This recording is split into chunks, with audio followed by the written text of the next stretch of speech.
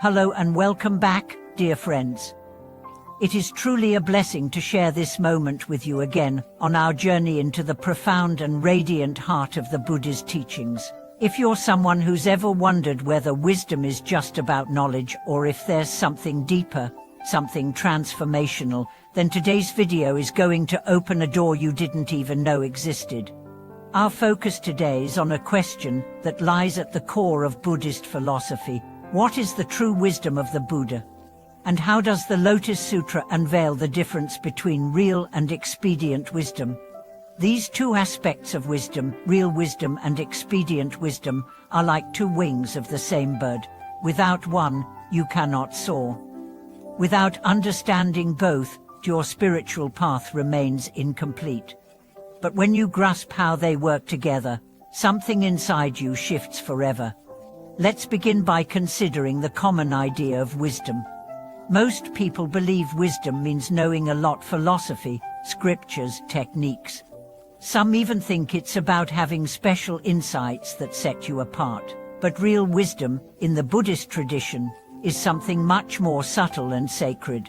It's not about what you know, it's about how you know, and more importantly, how you live.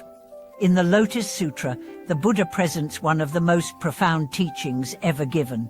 For years, he had offered various teachings tailored to the capacity of his listeners, some more basic, some more advanced. But in the Lotus Sutra, he finally reveals that all these different teachings were expedient means, stepping stones, designed to lead people gradually toward one ultimate goal: the realization of Buddhahood. Expedient wisdom, then, is the skillful guidance given according to the needs of the student. Real wisdom is the full, unfiltered truth that all beings are already Buddhas in their essence. Let's explore these through a story. A father loses his young son in a bustling city. The boy grows up unaware of his identity, living in poverty, struggle, and fear. One day, he ends up working at the mansion of a rich man, his own father, who immediately recognizes him but says nothing. Why? Because the son wouldn't believe it.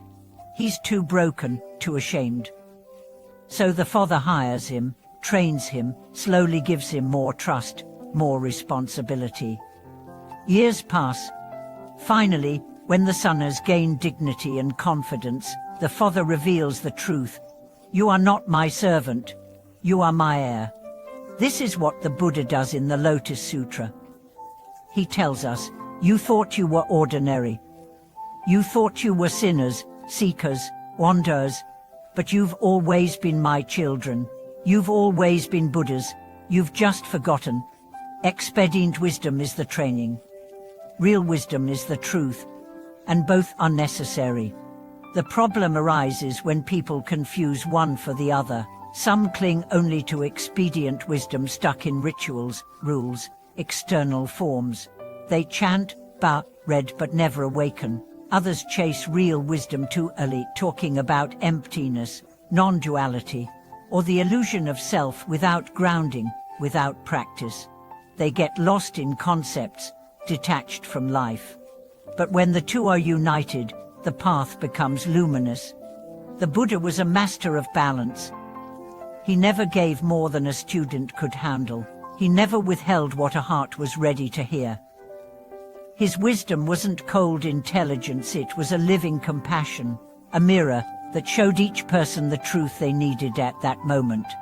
Let's bring this into daily life. Expedient wisdom is what tells you to breathe when you're angry. It reminds you to chant when you're lost. It guides you to sit in silence, even when your mind is noisy. Real wisdom is what grows inside you silently as you do these things. It's the insight that comes not from books, but from your bones, from moments when you see clearly that the one you're angry at is just like you, that the fear you run from is also your teacher, that the joy you seek outside is already within.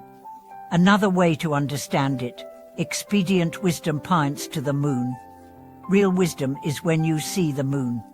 And sometimes, you have to look at 100 fingers pointing before you're ready to walk out. Let me tell you about a woman named Mylin. She practiced meditation for years, She followed the rules. She chanted daily. But something felt dry.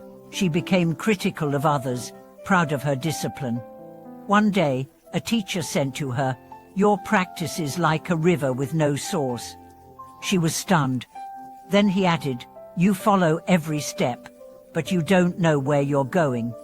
That night, Mylin sat not to chant, what to meditate, but just to ask herself, "Why am I doing this?" She cried for hours. In those tears, something broke open. She saw how she had been trying to earn enlightenment like a grade or a trophy. She hadn't understood that it was always within her, that the rituals were not the path, they were the footprints left by those who walked it. After that night, she continued her practices. But now, they were alive. Each bow was a conversation, each chant a surrender, each silence a homecoming. That's when expedient wisdom becomes real wisdom. The Lotus Sutra teaches us that all the teachings, all the paths, all the Buddhist words are never ends in themselves.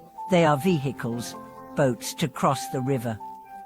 Once you reach the shore, you no longer carry the boat on your back. But you also don't curse the boat. It brought you home. So wherever you are on your journey, whether you're just starting or you've studied for decades, remember, expedient wisdom is not lesser. It's loving, it's merciful, and real wisdom is not lofty, it's liberating. Together, they led you to the only truth that matters, that you are not broken, you are not lost, you are light in form, and you are already enough. Now I want to ask you, where are you on this journey? Do you feel drawn to practice but unsure of why?